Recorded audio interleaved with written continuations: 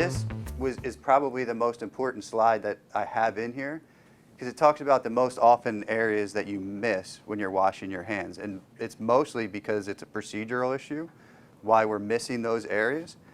But by knowing what areas are most commonly missed, it brings more attention to them, so then you have better compliance, right?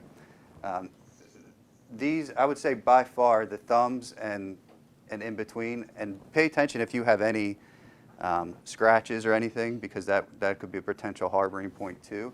But just by knowing what areas are the most often missed will help everyone kind of get on the same page, right? And I put this in here, don't pay attention to the brand, it doesn't matter whatever you're using.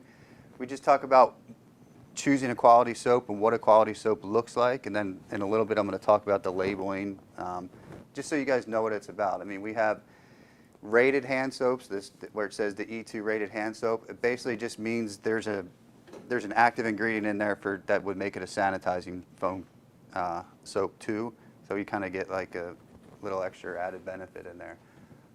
Mostly just aimed for pathogen reduction. That's really all we're talking about it when we boil it down to its simplest form. That's really all we're concerned about.